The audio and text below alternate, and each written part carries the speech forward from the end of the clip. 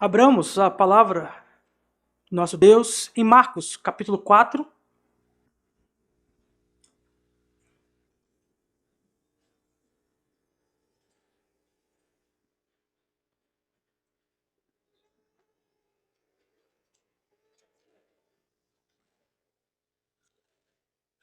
Marcos, capítulo 4, dos versos 35 até o verso de número 41.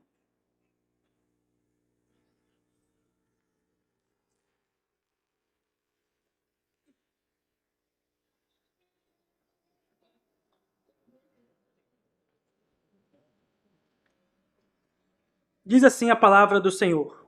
Marcos, capítulo 4, verso de número 35. Naquele dia, sendo já tarde, disse-lhes Jesus: passemos para a outra margem. E eles, despedindo a multidão, o levaram assim como estava, no barco, e outros barcos o seguiam. Ora, levantou-se grande temporal de vento, e as ondas se arremessavam contra o barco, de modo que o mesmo já estava a encher-se de água. E Jesus estava na popa, dormindo sobre o travesseiro. Eles o despertaram e lhe disseram: Mestre, não te importa que pereçamos?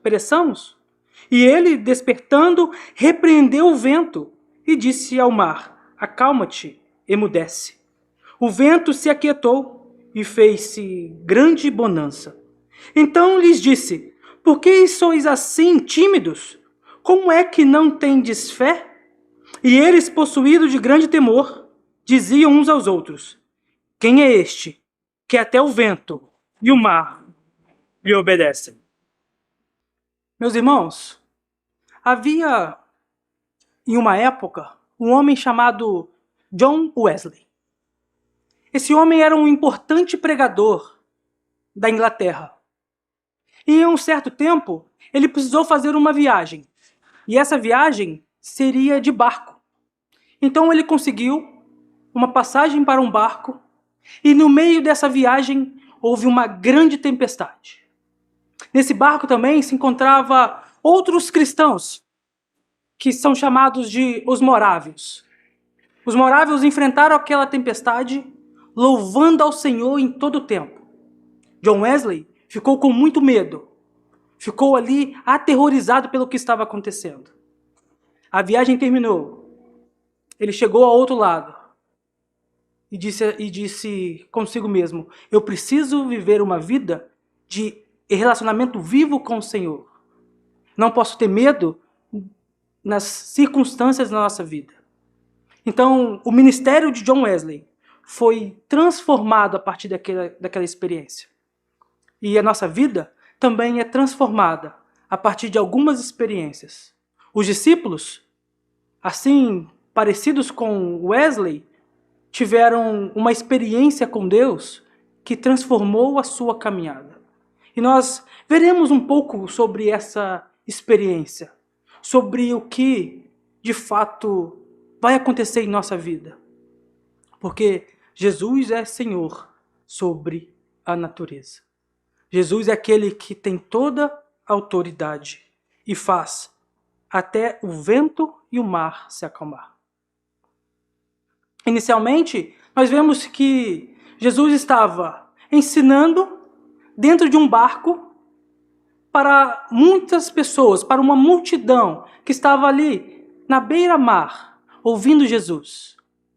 Ele passa todo o capítulo 4 falando por parábolas. Ele falou a parábola da explicação, da semente, do grão de mostarda, explicou por que falava por parábolas. Então, depois de falar e ensinar durante todo o dia, no final do dia, ele conduz os seus discípulos para irem para a outra margem daquele mar, daquele lago.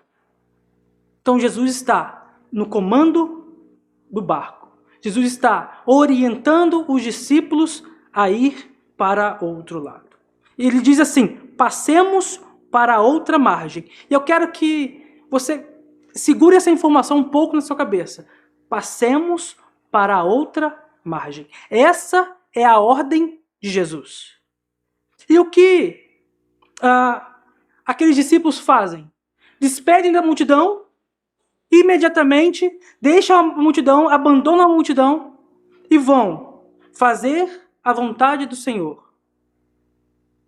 Alguns discípulos eram pescadores, conheciam muito bem onde estavam, conheciam aquele local, as tempestades que poderiam surgir. Mas eles, no final da tarde, cansados, decidem então ir para outra margem. Fazer a vontade do Senhor é ter a certeza que nós vamos ter uma caminhada diante dele, conforme ele deseja. E nós não estamos isentos de tempestades na nossa vida. Você não está isento, porque é cristão, de problemas cotidianos. Os discípulos, como bem dissemos, estavam ali, ouvindo todas as palavras do Senhor o dia inteiro. E quando o Senhor ordena, eles vão para outra margem. Não é obedecer a Jesus não é um requisito para uma viagem com segurança. Que tudo dará certo, que nada sairá do controle. Mas é uma certeza que chegaremos a outra margem. Chegaremos aonde Jesus deseja. Não é nos nossos meios e nem na nossa vontade. Jesus, então, faz com que todos eles aprendam uma lição seríssima.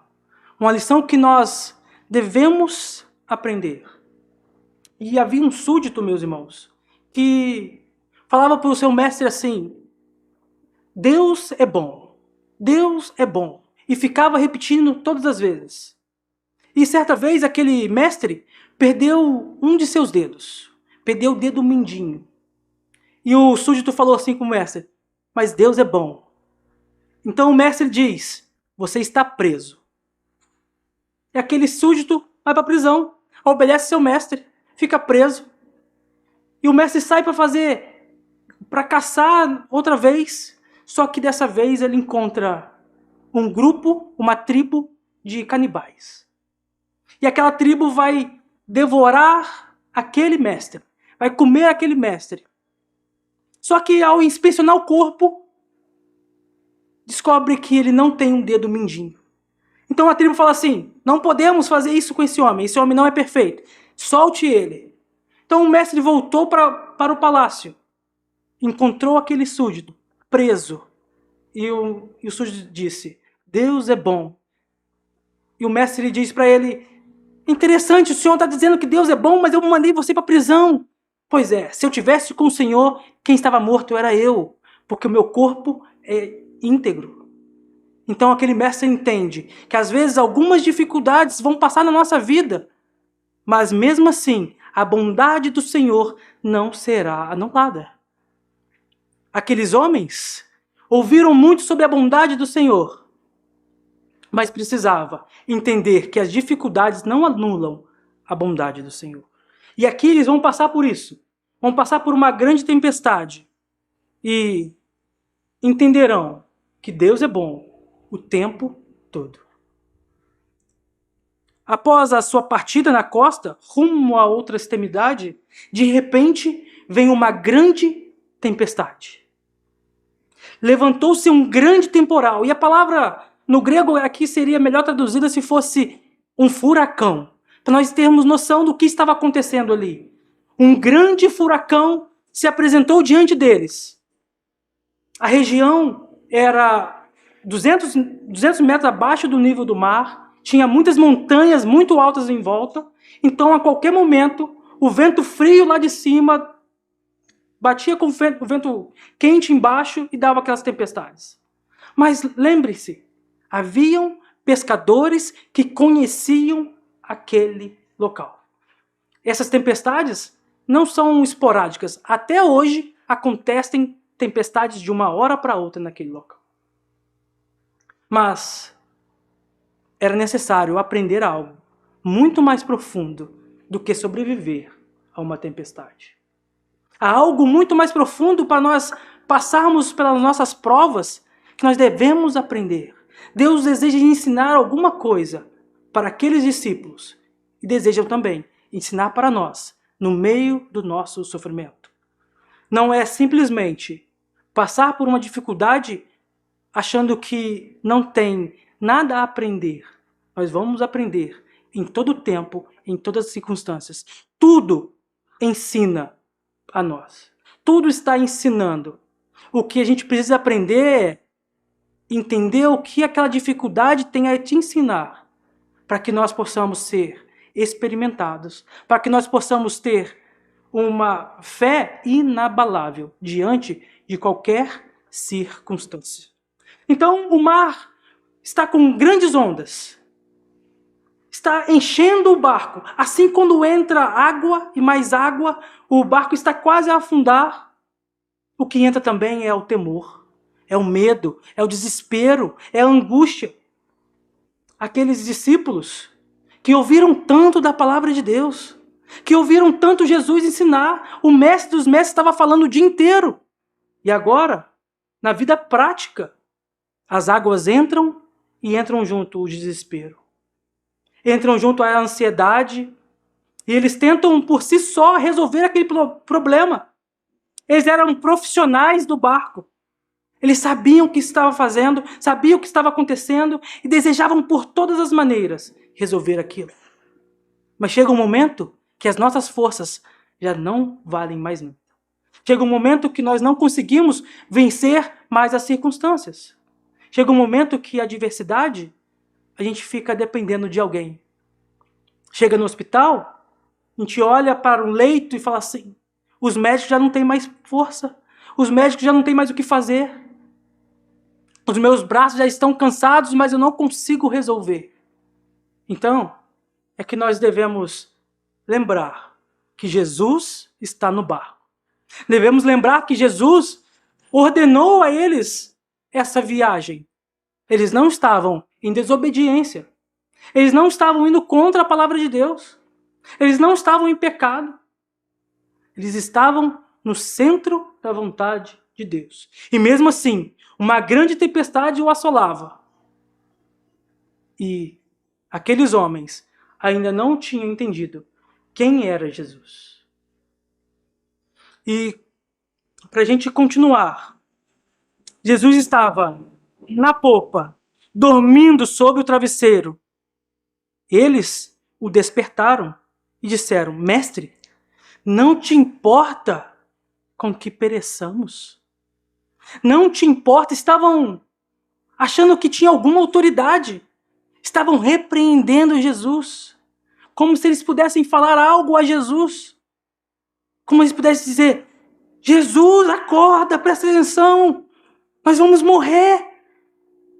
Jesus dormindo, com quem havia semeado a semente e descansado no Senhor. Aquele que semeia a semente pode descansar com fidelidade, porque Deus é quem dá o crescimento. Ele acabou de ensinar isso e ele está agora dormindo. Talvez ele esteja dormindo porque ele está cansado. Ensinou muito, falou muito o dia inteiro. Ou talvez ele deseja ensinar aos seus discípulos que é necessário ter fé diante de qualquer circunstância. É necessário mostrar que nós não podemos viver apenas vindo à igreja aos domingos, aprendendo uma porção da palavra, sendo edificado com um pouco da palavra e chega lá fora, na segunda-feira, nós não conseguimos colocar em prática aquilo. Nós não conseguimos ter fé no momento da perseguição. Nós não conseguimos ter fé no momento da angústia, da aflição. O que Jesus está fazendo aqui é mostrar para eles, vocês têm que aprender isso, mas vocês têm que viver isso. Tem que confiar que eu estou no barco. Tem que confiar. E outra coisa que ele pode estar ensinando ali, que Jesus é igualmente a nós. Ele estava cansado, estava dormindo. Em outras passagens vai dizer que Jesus teve fome, teve sede. ele tinha necessidades. Ele era igual a mim e a você, mas só que sem pecado. Mas a carne era a mesma. Ele sentia dores, ele sentia fome, ele sentia cansaço. Ele era igual a mim e igual a você. Nada era diferente, porque ele era plenamente homem. Ele estava dormindo. Ele estava descansando. E acordá-lo com uma repreensão dizendo que Jesus não se importava. Mas à frente Jesus disse que ele dará a sua vida em resgate de muitos. Ou Jesus não se importa, ou ele se importa demais, porque ele vai dar a própria vida por você. Ou ele não se importa com a sua vida, ou ele se importa demais. E eu quero lhe dizer que Jesus nos ama de tal maneira que morre por nossa culpa. Ele leva sobre si a nossa culpa. Ele se importa e se importa muito conosco. Assim como se importava muito com os discípulos. Ele foi repreendido, mas mesmo assim foi humilde em não questionar, em não brigar sobre aquela repreensão que o inferior estava fazendo. Imagine nós chegássemos para o presidente da República e fôssemos repreendê-lo. Ele vai olhar para baixo e vai falar assim: quem és tu? Quem é você? Eu sou toda a autoridade. E agora temos o Criador do universo, aquele que fez todas as coisas, sendo repreendido pelos seus discípulos. Ele apenas se submete e faz uma ordem. Bastou apenas uma ordem, apenas uma palavra. Repreendeu o vento. Mandou que o mar se aquietasse e se aquietou. Se acalmou. Os discípulos batalhavam para vencer aquela dificuldade. Mas Jesus, com apenas uma palavra, com apenas uma ordem, ele fez com que o mar se acalmasse. Ele fez com que o vento se aquietasse e fez grande bonança. Esse é o Senhor que nós servimos. Esse é o Jesus que nos ama tanto, que o mar e o vento lhe obedecem. Não há dificuldades para Jesus. Não há tempestades que Jesus não vencerá. Mas há muitas coisas que nós devemos aprender. As tempestades vêm assim de repente. De repente nós estamos bem e ficamos mal. Temos saúde e caímos enfermo. Perdemos o emprego. Perdemos a paz no nosso lar. Nosso casamento é dilacerado. Nossa vida é transformada assim, no estalar de dedos. Algo acontece e tudo muda. Estávamos tranquilos e de repente vem a tempestade e assola tudo. Destrói tudo. As tempestades são assim. Não são esperadas. São ondas que vêm e destroem tudo. Nós passamos por isso. Nós devemos estar preparados, porque cada um de nós vamos passar por isso todo o tempo, até que Jesus Cristo volte. Mas o que nós devemos lembrar é que Jesus Cristo está no barco. Jesus Cristo está no comando. Jesus Cristo é aquele que governa todas as coisas. Mas que nós devemos ter experiência para que não façamos as coisas que não convêm a Deus. Os discípulos perderam a fé. Então, o verso 40 diz: lhes disse, por que sois assim, tímidos? Como é que não tendes fé? Como que não temos fé? Jesus estava falando, estava ensinando, viram alguns milagres já, viram quem é Jesus, mas ainda não o reconheceram completamente. Ainda não entenderam de fato a quem estão servindo. E aqui eu pergunto a vocês: vocês sabem a quem estão servindo? É esse Jesus maravilhoso que manda sobre a natureza, que não tem nada que está longe do seu alcance. Quando o crente verdadeiramente entender quem é Jesus e o que ele faz por nós, o nosso coração deve alegrar-se nele, deve se encher dele. E é por isso que o mundo não entende por que o nosso joelho se dobra diante de Jesus. Porque eles não entenderam o que é amor de verdade. Eles acham que o amor é apenas um sentimento legalzinho. Mas não. O verdadeiro amor se doou por nós, enquanto nós não merecíamos. Isso é o Evangelho. Ele se entregou por amor de muitos. Então Jesus repreende os discípulos, dizendo: como é que não tendes fé? E aqui, a fé dos discípulos foi fortalecida por causa de uma circunstância ruim, por causa de uma grande tempestade. E aí eu volto a dizer, se a gente precisa de uma grande tempestade sobre a nossa vida, para que nós tenhamos fé verdadeira, vamos orar por tempestade. Aí você pode dizer, que isso? Eu vou orar por tempestade? Mas é melhor a gente passar por várias tempestades e ter fé verdadeira em Cristo, do que ter uma vida numa bonança, numa tranquilidade, e não conhecer Jesus Cristo, o Senhor e Salvador. Nós precisamos ser maduros o suficientes para passar pelas tentações, pelas dificuldades, sem vacilar a nossa fé, confiando que Ele é Senhor sobre todas as coisas.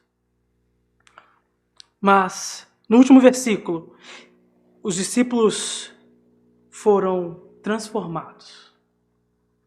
Primeiro, os discípulos estavam com medo daquela grande tempestade.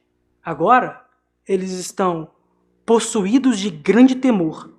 Diziam uns aos outros: quem é este que até o vento e o mar lhe obedecem? Meus irmãos, o texto começa com Jesus dormindo na proa, porque Jesus era muito parecido com eles e provavelmente estava muito cansado. Jesus estava descansando. E Jesus acorda, manda que o vento e o mar lhe obedecem, cessa a fúria, e os discípulos: quem é este? Quem é este que o mar e o vento lhe obedecem?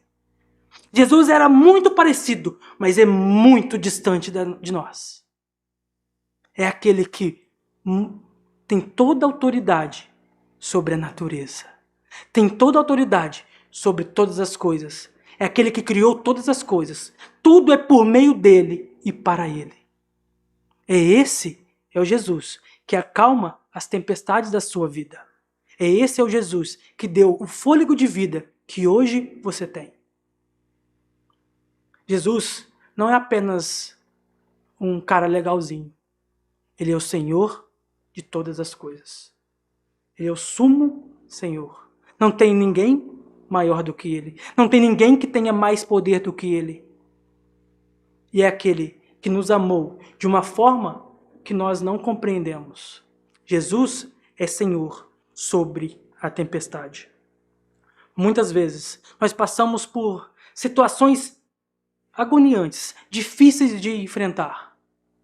Mas eu tenho certeza que quando a gente olha para trás, a gente fala assim: obrigado, Senhor, porque nós passamos por aquilo, fomos transformados e hoje eu sou uma pessoa melhor, uma pessoa mais santa, porque o Senhor permitiu eu passar por todas essas dificuldades. Nós vamos crescendo de experiência em experiência. A experiência produz perseverança, meus irmãos. Só com a experiência nós seremos experientes na fé e firmes na presença do Senhor.